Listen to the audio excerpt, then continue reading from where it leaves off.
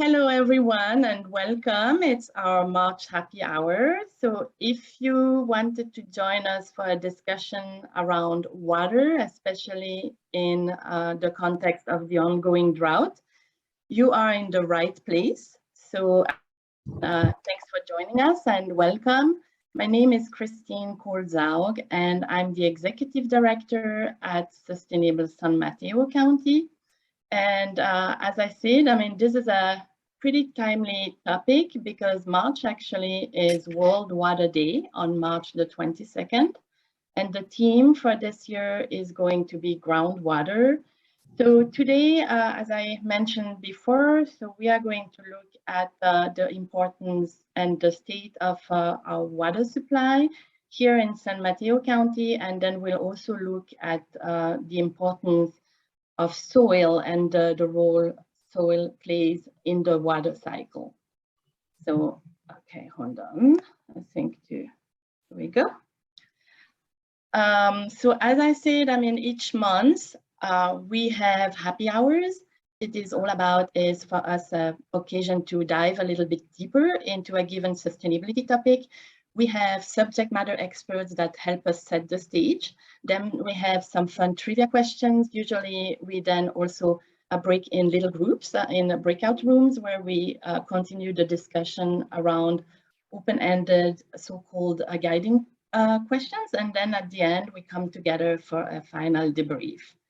And these events definitely are meant to be fun, somewhat informal, and also definitely very informational. So I don't know if you can see my green drink, but cheers, everyone. And if you want to take a minute and use the chat to basically introduce yourself, you can add your name, where you're from, and what your green drink is today. So we hope that today you'll be able to make new connections and maybe rekindle old ones as well. So we are, again, Sustainable San Mateo County. We are a local nonprofit organization. We've been around for 30 years. We are celebrating our 30th anniversary this year. Our vision is a sustainable future for everyone, for all in the county. But of course, sustainability does not really know any boundaries. Basically, what we are all about is about accelerating sustainability in the beyond. And we have a pretty extensive definition of sustainability. We believe that a green economy, a healthy environment, and social equity, all three E's, need to be in balance for us to achieve true sustainability. Okay, so hold on. I'm just trying to advance here. Just wanted to give you an overview of our key programs. And actually, we're having a volunteers orientation this Friday around noon. So I'll get into that a little bit more in detail, and you're all welcome to join the volunteer orientation if you're interested to learn more about our organization. But here you can see our key programs. And basically they fall in three different buckets. So we have one bucket that's more about education and celebration. That's where we have our annual award ceremony falls under that bucket. I'll tell you a little bit more about the award ceremony in a minute or two. And then also, of course, the happy hours.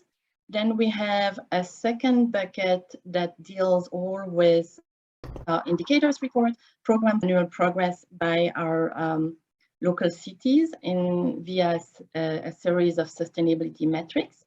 And last but not least, we also think that there are quite a few sustainability solutions that are out there, and we don't always have to reinvent the wheel, actually. So the Sustainability Ideas Bank, that's just what it is. Basically a compendium of sustainability solutions. And so if you have, a great solution, that could be a policy, that could be an ordinance, or that can also be a best practice. We focus on the solutions, we focus on the local governments and also our businesses. So if you have any great solutions, please let us know. Right, so just a quick slide about our impact. I'm not going into details on this one today, but so as you can see, so we started the happy hours a while ago, and we are making good progress also on the solutions in the Sustainability Ideas Bank. I did want to mention that in addition to our programs, we also do advocacy, and basically we like to support any policy, ordinance, initiative that is in line with our mission and vision. So quite broad, we've been supporting electrification on buildings and transportation, for example, and also, responsible e-waste management and a host of other issues. All right, so here we have a slide that is all about Wednesdays. We didn't do this quite on purpose, but those are our upcoming events. The next one, in addition to the volunteer orientation, which again is going to happen this Friday at noon, the next one is going to happen on April 6th, and it's actually a collaboration, so that's really super exciting. Citizens Climate Lobby put together a climate and environment forum for our US congressional candidates for District 15. And we are really excited to co-sponsor this event together with other great nonprofits, Thrive and Actera. And then, as I mentioned, the April happy hour is going to be on the topic of education. We'll be focusing on buildings. And it's an event we are co-sponsoring with Peninsula Clean Energy, and we have some fantastic speakers. So I encourage you to go to the bit.ly link. You can already sign up for the event, and then you can learn more about our fabulous presenters. Then save the date in your calendar. So I think I had mentioned the awards program a few minutes ago. So that's going to happen on Wednesday, May 11th from 6 to 7. Sadly, this year it's going to be virtual again. But we are really excited to basically recognize really true sustainability leaders, and we hope you'll be able to join us. And last but not least, so we have like a pre-event a week before on May. So that's our VIP exclusive event, also online, and that's for all the sponsors, that sponsor our award ceremony.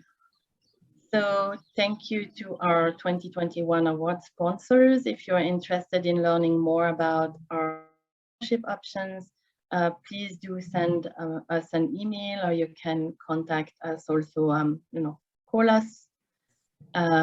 We are a nonprofit, so if you're so inclined, we would appreciate a donation, no matter how big or small. There is a link. And then I just wanted to take a minute and introduce the fabulous happy hour team that makes this happy hour possible. As you can see, I mean, we're like a big happy team here, and we're always like looking for other hands to come and help us. Sustainability is a team sport after all. So again, don't be shy, come and join us. And I think on this slide, I do want to highlight one person in particular, and that's Roscoe to my right. Roscoe Escobar is our new program manager, super excited. He just started a few days ago, and he's helping on many fronts, especially the indicators report program and also the dashboard project. So here you go. And I think with that, Roscoe, I think I'd like to turn over to you for the trivia. All right, sure. So yeah, just a few questions you might know relating to the topics today. If you could move us forward. Yeah, so the first question, how much water does the average San Mateo County resident use daily? 54 gallons, 66, or 73? Can you hold up your fingers to make your guess, or maybe put it in the chat? Give you a minute to think about that. Can be A, okay. 1C, all right. All right, if we could move to the answer. So the answer was B, 66 gallons per day. So that's enough water in a year to outweigh 15 elephants. So just imagine a herd of elephants going through your pipes if you can. It's quite And if you can move to the next slide.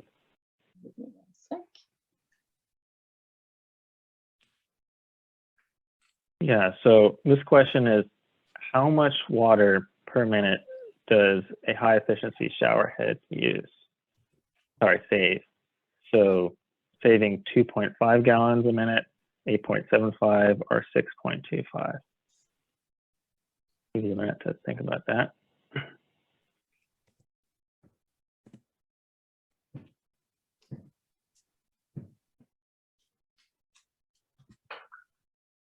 Seeing lots of optimism in those responses.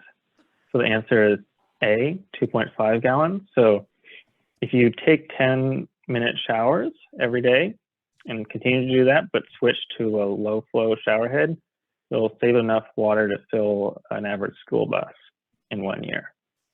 So really good to switch to those low flow shower heads.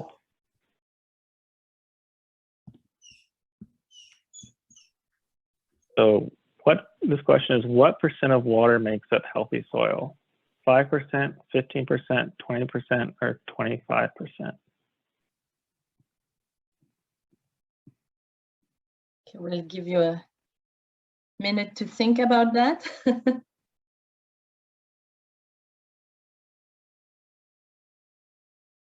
Roscoe, are we ready to go to the review? Yeah, go ahead. Yeah, so the answer is D, 25%. So our speaker will go into much more detail about how this plays into the water cycle in their presentation. And so that concludes our trivia section. Now I'd like to introduce Kirsten Keith, who's our Vice Board Chair, also former Menlo Park Mayor, and our happy hour liaison. Hi, everyone. It's great to be here with you. And I'm so happy too that we have our speaker, Tom Francis, this evening, Water Resource Manager at the Bay Area Water Supply and Conservation Agency. You might hear my dog. I just got home, so my dog's a little bit excited down here. But Tom is amazing. He's been with Bosca for a number of years, and he's got great information to give us on what is going to be another drought, I imagine. And so without further ado, I would like to invite Tom Francis to take the stage. Thank you, Kirsten, and I appreciate your dog's applause for me at the start. I'm kind of used to that, so to speak. I certainly love dogs.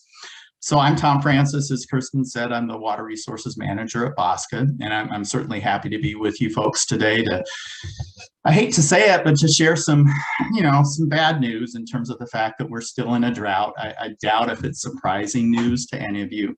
It seems like it is certainly something that you can see if you walk outside today, or really any time in February as well. We've certainly had some dry periods. Let's see if I can get this to. So just a quick summary before I move forward into the discussion. Certainly for you folks in San Mateo, the bulk of your water supply comes from the Tuolumne River system. It's the Hetch Hetchy system.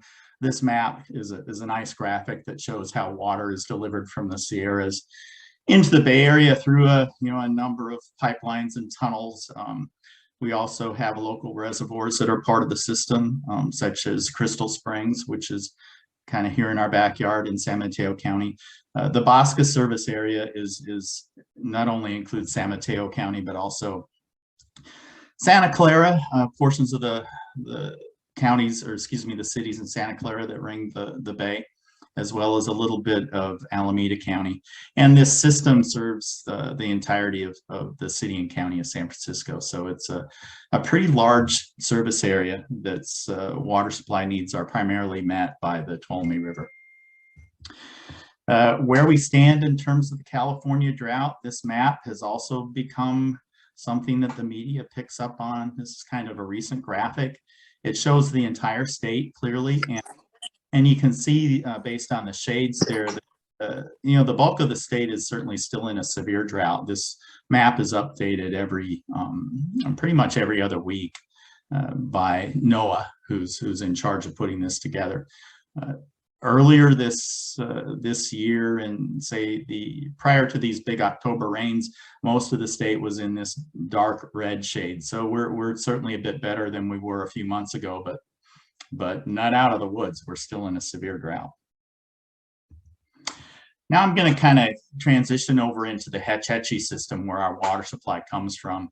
This table is prepared every week by the San Francisco Public Utilities Commission, and it's shared with BOSCA, as well as each of our member agencies have access to it. I'll draw attention to Hetch Hetchy Reservoir, which is one of the first rows in the columns that are shown there. Hetch Hetchy is kind of our touchstone for our water supply picture within the San Francisco region. If you look off to the right part of that first row, you'll see that right now we're at 86% of maximum storage. And there's been a decent amount of snowfall as well. So our view is that we very well may fill Hetch Hetchy this year, even though it's still been a dry year. That's good news for the region.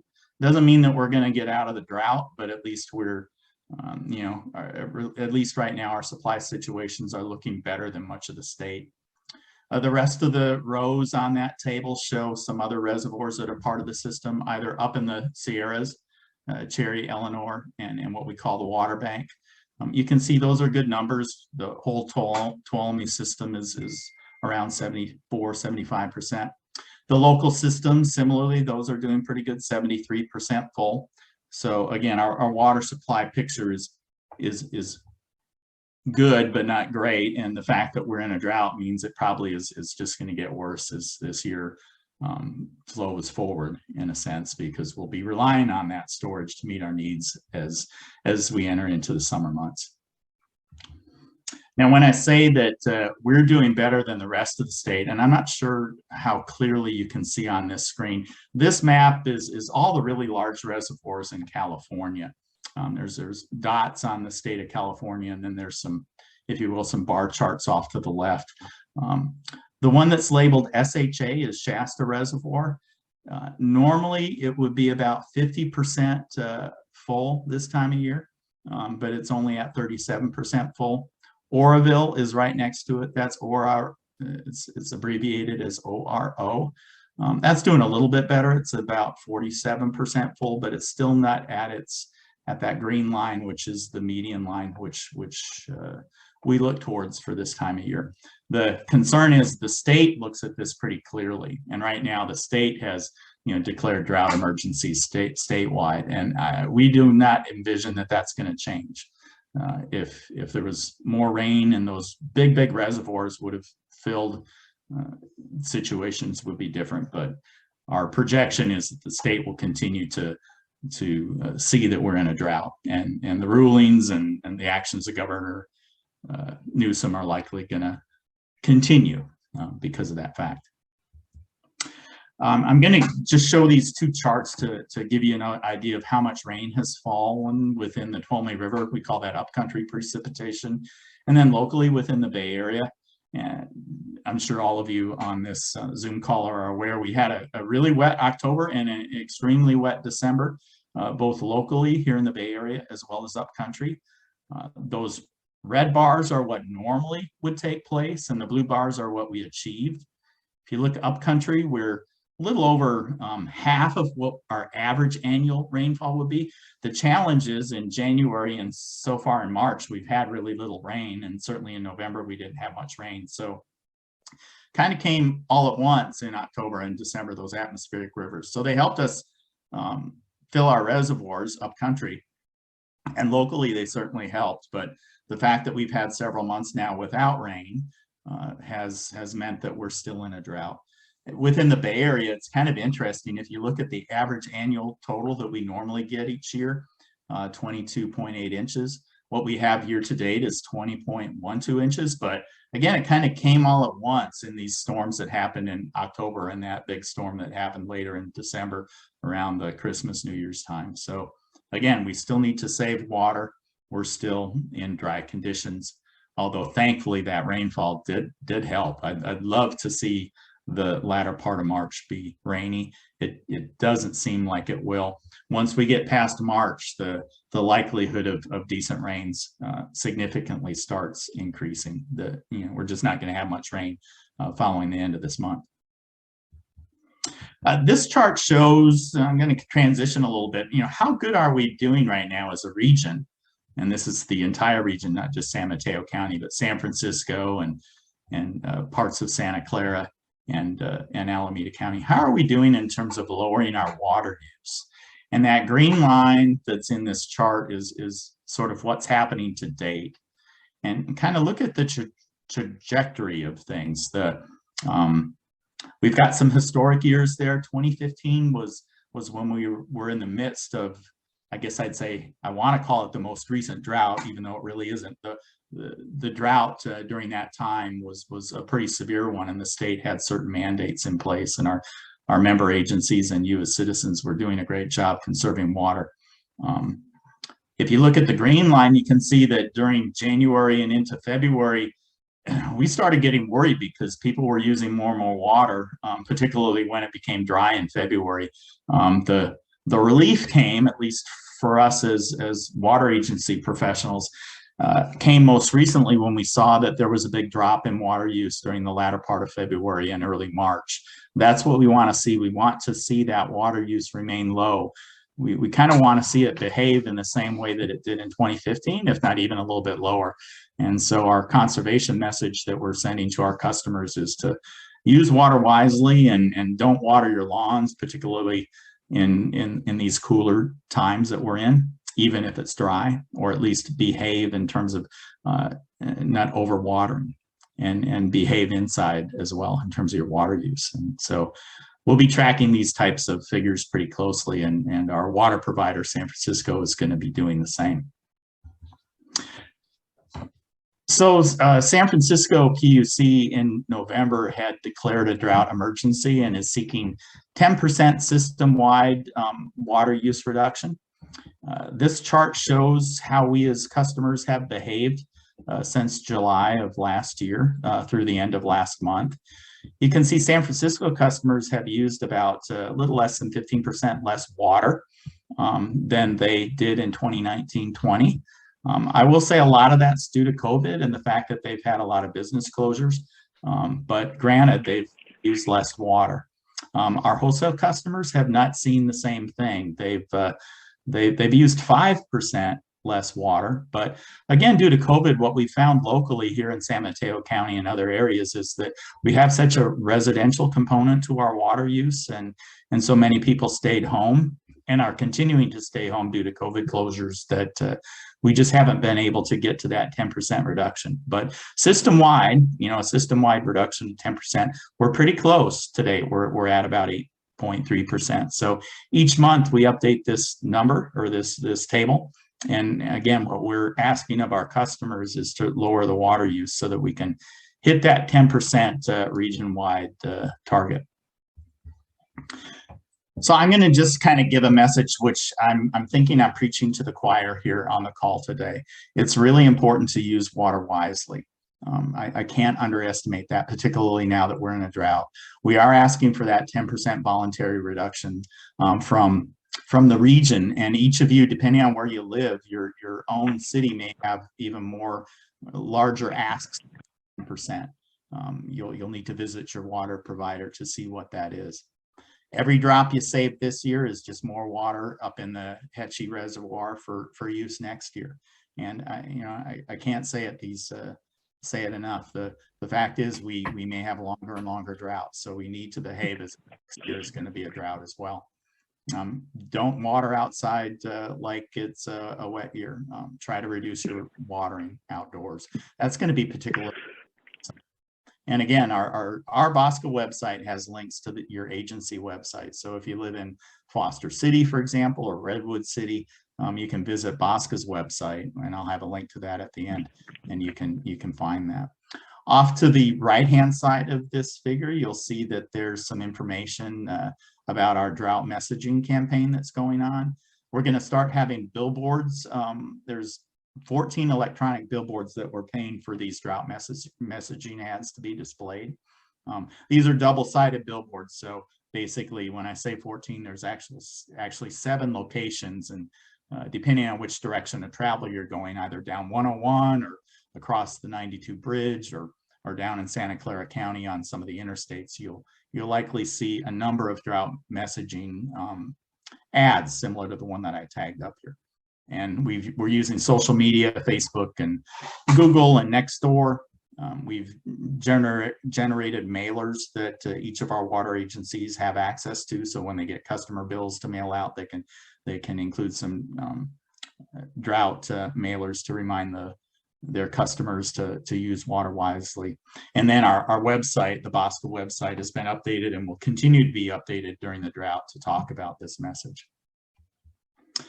Just as I close out my slides, I want to talk a little bit about how we're trying to work at Bosca to encourage customers to conserve water. And again, Bosca represents 26 wholesale water customers of the SFPUC. So when I say we develop programs and our member agencies implement them. So there's rain barrel rebates, particularly here in San Mateo County. There's extra money that has been added to that by San Mateo County to up that rebate amount. Up to $200, it's really, if you have multiple downspouts and you want to put in more than one rain barrel, you can, if you put in 2 or 3, you can get up to $200 back for that purchase. Smart irrigation controllers, there's a rebate for that as well. And there's a number of other rebate programs, but just in the interest of time, I just wanted to highlight that.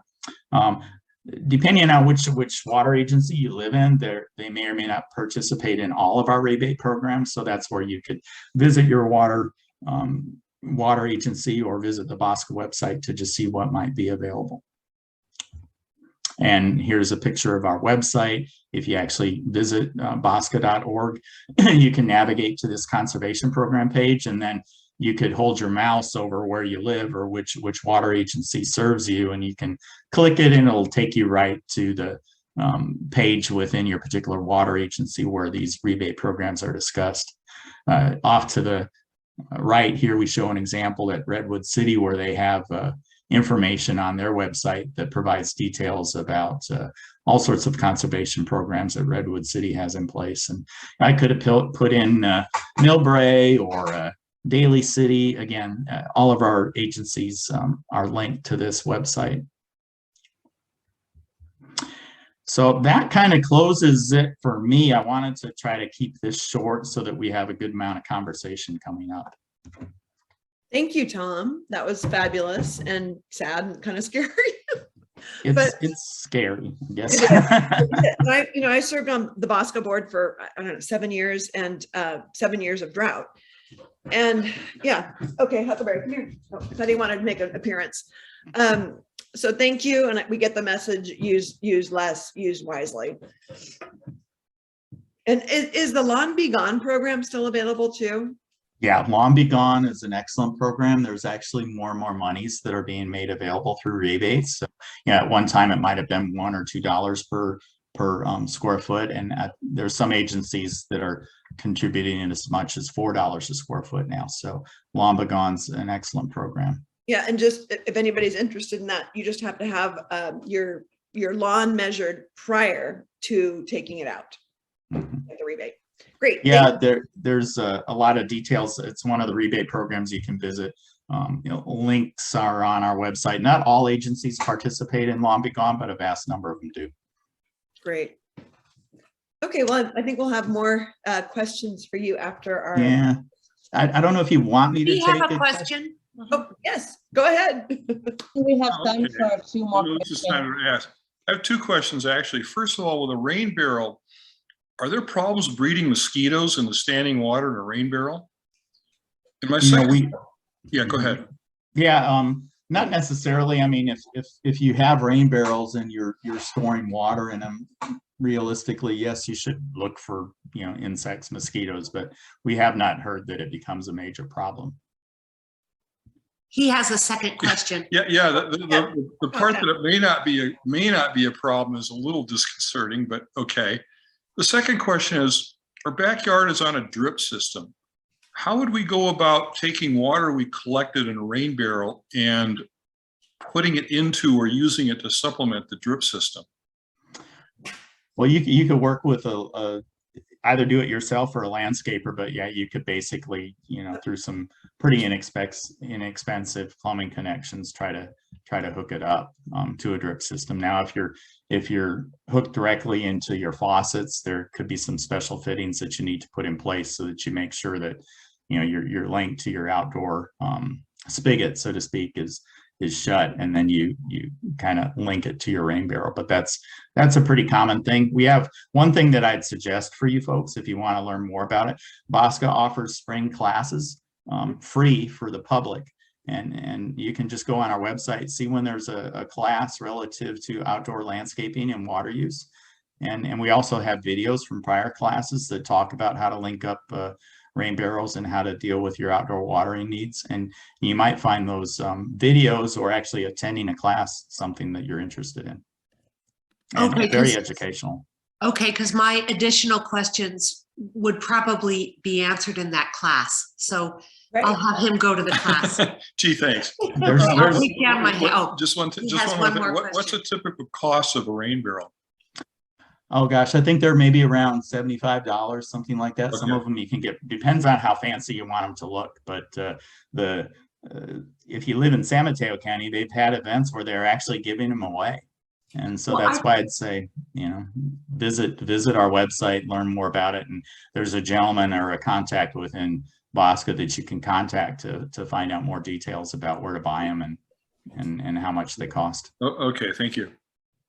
But don't we get $200 if we get your rain barrel? Is that what I was? No, I mean, it's like, that's kind of the maximum. If you put a whole bunch of rain barrels in, a whole bunch might be excessive, but if you're buying maybe 3 or 4 rain barrels because you have that many downspouts, then the rebate amount goes up because it's $1 per rain barrel, you know, a certain dollar amount per rain barrel, and Okay, it maxes out at 200. So Okay, we'll take the class. Thank you. Wonderful. Thomas? yes, Larry. It's Larry. Yeah, thanks for the question. I've got a unique question for you. Our home was constructed in 1965, and unfortunately, at least in that part of Foster City, they were still using galvanized.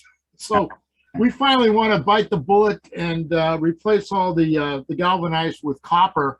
Obviously, we're going to get hopefully now beautiful water pressure. But what about water efficiency? I've always wondered about the question of water efficiency in using copper or poly versus galvanized. Do we have information on that kind of thing? I can look into it, Larry. I can't off the top of my head say that one is better than the other. I can say I understand what you're saying, because when I moved into my house, I replaced my connection with the meter using copper. And I do know that it's much more durable, and I agree with you on the water pressure comment. I can't say if it's more efficient, but I think realistically water loss is lowered when you're using copper. So the water loss component is something to think about. Thanks. Great. Wonderful. And we'll have time for more questions as well. I see them coming up in the chat after we have our next speaker from Linkso, and we're just bringing up that screen sharing now. Somebody asks, let's ask this question while we're doing this. Can we anticipate an increase in water costs? The SFPUC has proposed a rate increase that's going to impact our wholesale customers. That rate increase would come up in the basically starting in July.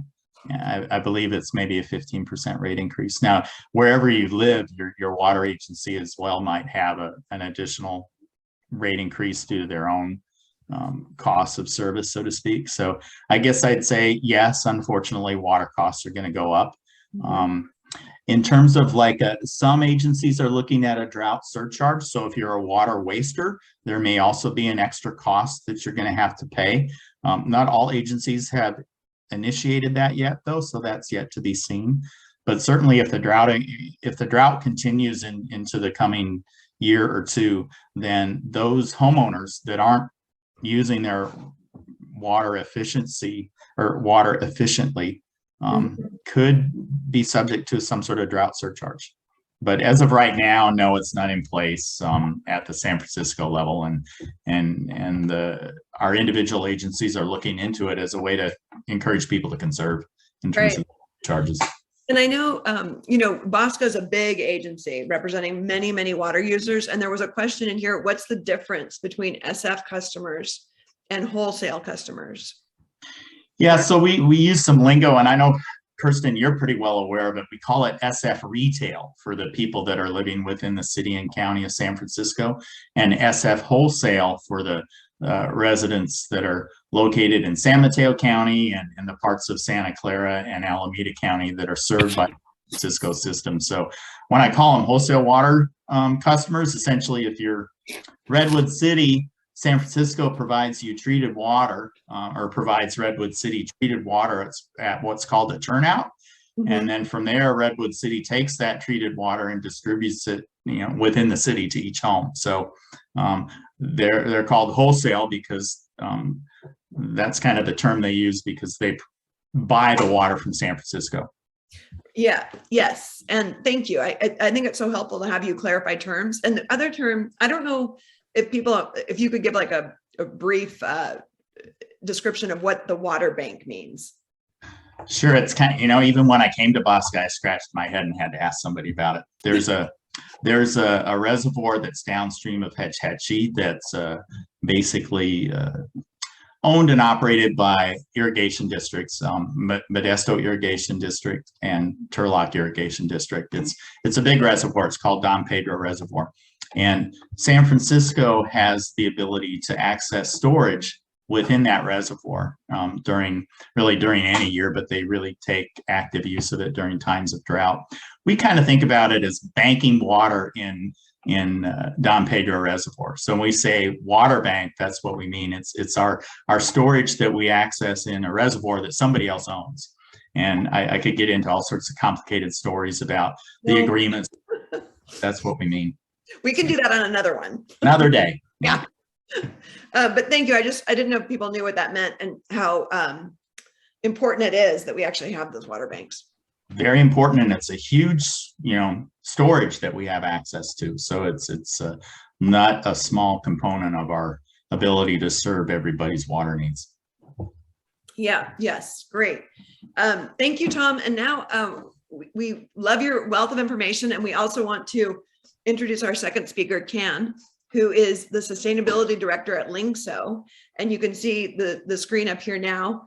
She's got a global background and a plethora of environmental sciences, including permaculture, landscape architecture, urban planning. And we can't wait to hear what she has to offer for us tonight too. So Can, take it away. Alrighty, fantastic. Thank you. Thanks so much. Okay, so since I'm recording on my laptop, let me see if I can screen share and do all this. And Can, when you get a chance, I know I didn't mention, but your research at Harvard included implementing Target 2.4.1 of the United Nations Sustainable Development Goals in Southern Asian countries. I mean, hopefully we can hear, a little something about that as well. Yeah, it's absolutely. Is someone else sharing this screen? Because I can't share my presentation if someone else is on there right now. Okay, there we go. Fantastic. Thank you. Let's put that on there. Great. Is that good? Can everyone? That's good. Okay, fantastic. Okay, so this is such a great segue because I'm really going to be just talking about soil being a reservoir for water. And this is essentially what nature does. Water stored in the soil for use throughout the dry season. As we all know, this is especially important in California during our long and dry season. So there are really a lot of important practices that you can put into place that'll ensure that your soil is able to infiltrate and hold on to rainwater as well as irrigated water too. In order to understand this a little bit further, we have to kind of look at this soil matrix and what an ideal soil is made up of, really. If we are looking at this diagram, it's pretty simple. Soil is made up of 4 components: mineral, which is sand, silt, clay, and organic matter, air, and water. So maybe you're surprised to see how much space air and water takes up in soil, but a healthy soil really has about 50% air and water. So that has room to move into the soil. And about 5% of healthy soil is composed of organic matter. And of that organic matter, about 10% or 0.5% of the entire total is really soil organisms that are alive, microorganisms. And this is not like the exact number, right? So every soil makeup changes depending on where you are, but the main thing is in a healthy soil, like you saw in the trivia earlier today, should be able to hold 50% of space is air and water. And it has the capability to hold about 25% of water. So essentially, those 45% mineral particles is what we call soil texture. So mineral particles really make up your soil texture classification. So it's the percentage of sand, silt, and clay that determines the soil texture classification. So you really can't realistically change your soil texture. So while soil texture influences the way your soil functions, you really need the organic matter, which includes the living microorganisms, to create soil structure. What that really means is soil becomes well structured when it becomes or forms aggregates. So how does this mineral particle really form aggregates? Well, soil is aggregated. When it's well aggregated, it can really breathe, and air and gas moves freely, and water can then infiltrate into the soil. So that 50% of open space that we looked at is air and water. It's really created by this microbial community. It's really their home. So they create these aggregates by gluing the sand, silt, clay, and organic matter all together. And these are the pores around the aggregates. So the air and water can then move into and be held and move deeper into the soil.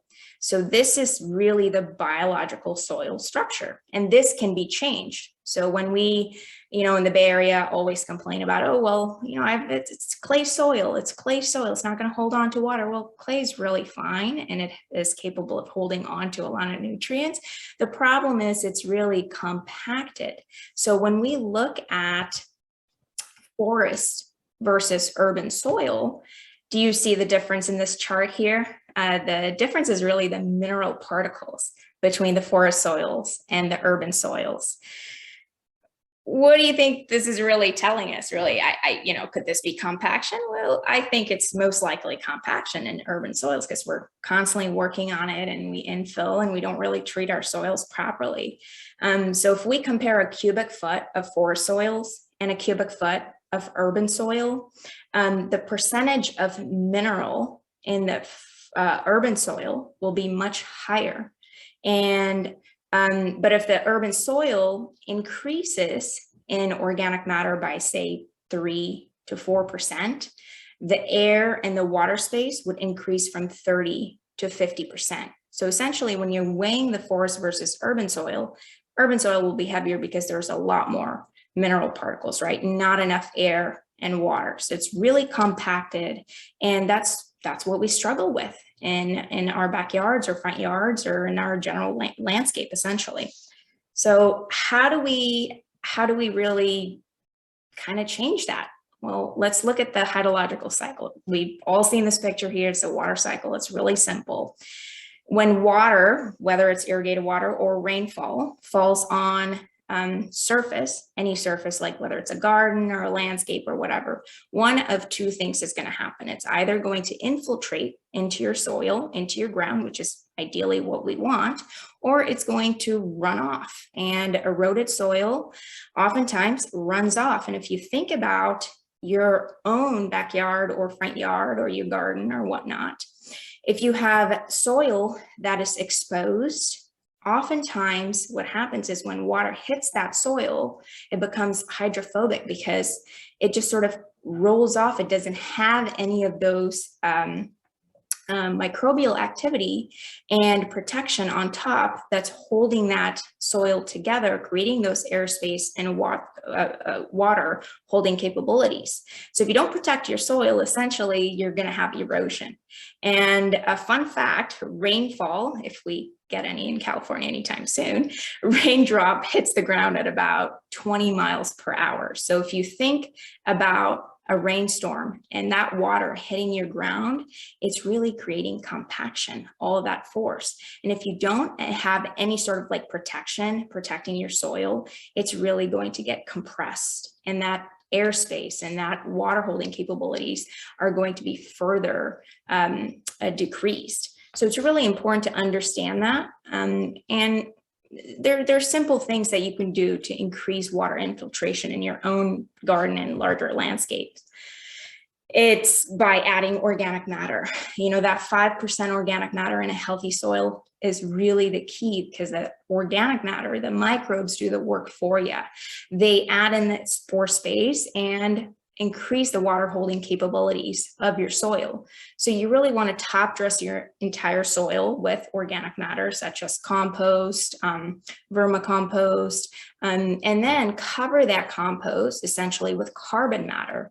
You can't just leave soil just sitting fallow either. You really need to be planting within that soil. That plant roots, that organic matter is really the key to create these pore spaces within the soil. So essentially, add organic matter to your soil and protect that organic matter. And you can do this by diversifying cover crops. So if you're growing vegetables or growing a garden, you really want to plant a diversity of cover crops, especially if you're not growing during the winter time. You don't want to have the soil sit fallow because it needs organic plant roots, and the microbes really thrive on plant roots, and they have a really good symbiotic relationship with plant roots as well. So when you let soil sit fallow, it's really counterproductive for your garden. So use cover crops, add compost, mulch, leave the leaf litter, don't use blowers. We all know this, hopefully. And sheet mulch. If you have an eroded area, go ahead and sheet mulch. There's a great article on our website too, on Linksa's website, under the community resources, and I teach a sheet mulching class as well, so I'm happy to tell you more about that. And then plant dense plant covers. Really don't let your soil be exposed to the elements. We're really trying to build the living soil structure here. Soil is just more than just sand, silt, and clay. We think of soil as just textures, not structures. And we really need to start thinking about soil as a living community, and that living community is creating that structure, and that microbes are really working to create the air and water spaces. And soil plays a huge role in the water cycle, and increasing just about 1% of organic matter in your soil can hold up to an inch of rainwater, or irrigated water for that matter, because if we get rain, we'll hold on to that, hopefully. And then soil with good biological structure will allow water to infiltrate and be held. And that's really the premises of the entire talk. A lot of the cities and counties have this bioinfiltration systems in place. This picture is actually right in front of Linksa here. It's really, really lush, and it's fantastic area. This area is really not to hold on to water. It's really to filter the pollutants that run off, but the microbes within the soil clean the runoff before it goes into groundwater or storm drain or wherever it's going. So it's really important to create organic matter in your soil. So I hope I made that clear, but that's pretty much my talk. I'm happy to take questions. There we go. Great. Thank you so much, Ken. I think I want to start with the end there, the bioswales. I see some questions on the side about developers and things like that. And I know,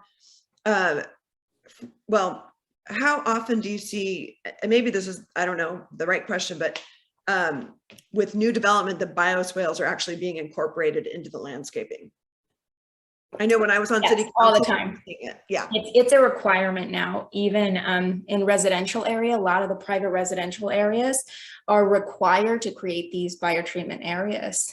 Because Right. you don't want to lose that water that hits the ground. And the issue is it's just running off because we don't have a good, we have a urban jungle here, right? So concrete jungle. So Yeah, that whole paved paradise, put up a parking lot. yeah, right.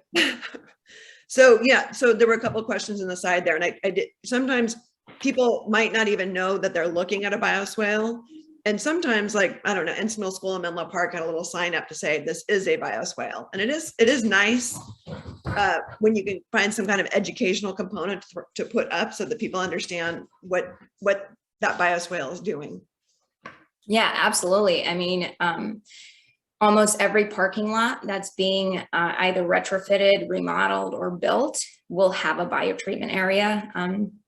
I haven't really seen many plaques for that area, but that's yeah, very educational. We have a couple in Menlo Park where the bioswales are, and somebody did ask, can you please define what a bioswale means? But it's well, yeah, absolutely. So it's really a system in place to direct rainwater runoff, essentially. Instead of it hitting pavement, concrete, asphalt, whatever it hits, hardscape area and running into our storm drains, you're creating these culverts or like, areas where water is then flowing into, and these plants are filtering these pollutants, and then it is going into wherever it's going, either the groundwater or storm drains, wherever it is directed to. So essentially it's avoiding sending the water to our bays and oceans with the pollutants in place. The soil and the plants are helping filter out the pollutants. mm-hmm. And let's see, we have other questions over here. If when water becomes severely restricted, how should priorities be set, and what might be some of the best solutions to save water at scale? That's one of our guiding questions. I know since it's 6:25, we thought we'd stay together because we only have 5 more minutes. But yeah, do you want me to take a stab at that, Kirsten? Yeah. I think generally speaking, from a water supply perspective, as we get into these, I hate to use the word mega drought because next year could very well be one of these more restrictive times. When it gets to the point where we have to look at health and safety needs, in other words, what do we each need as a resident for our lifestyle, so to speak, within a house, we have to look at things as to reducing the need to water outdoors. I mean, that's kind of one of the first things we need to do is, the human health and safety comes first.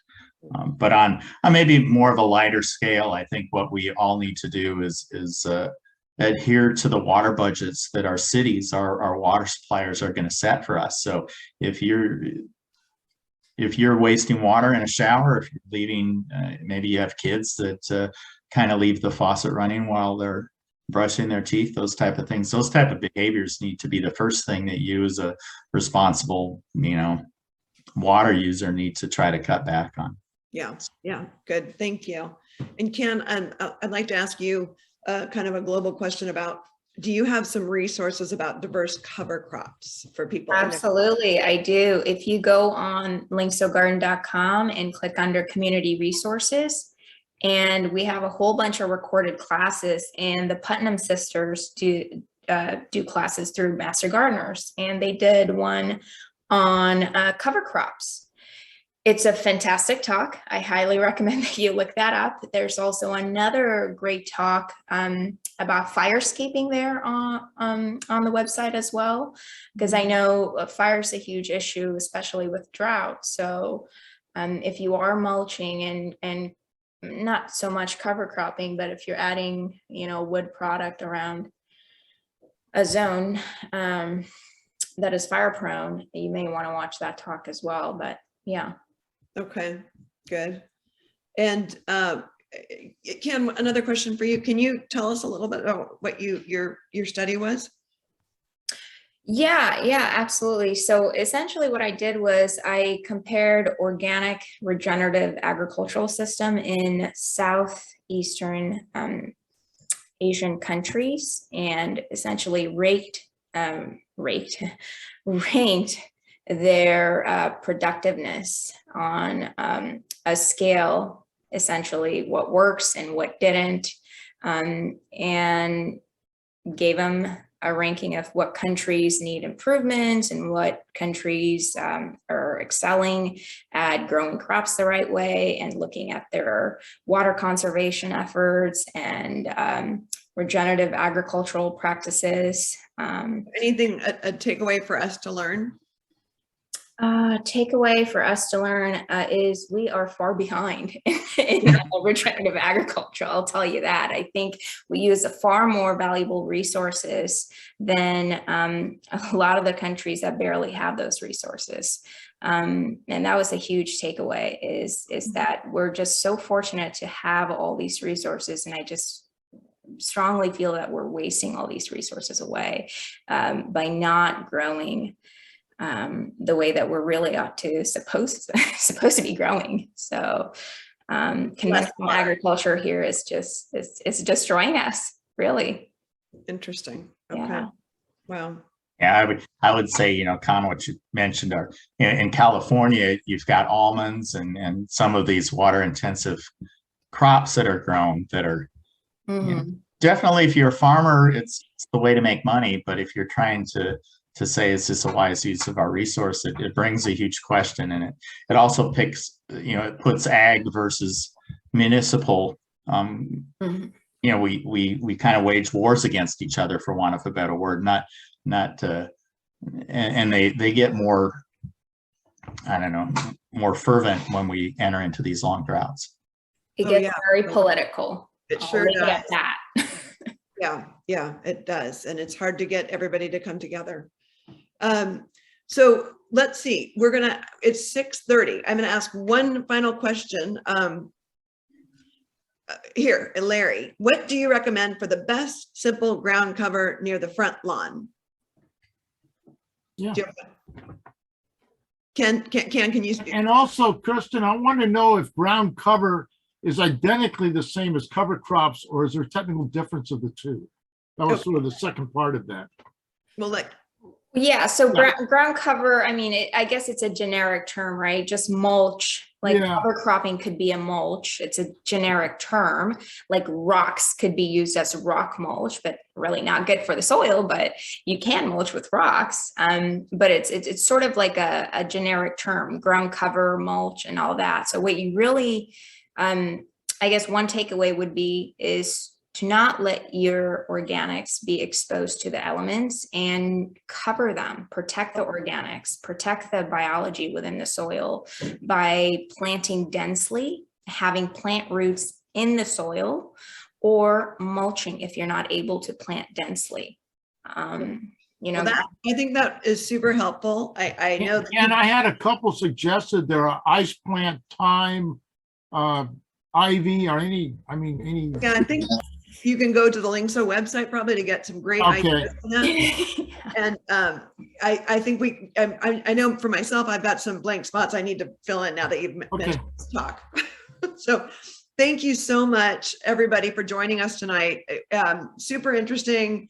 Another way to create community with each other, get some good ideas, put something to use. And then we'll see you on April 13th for our next happy hour. Stay in touch, everybody. Thanks so much to our speakers.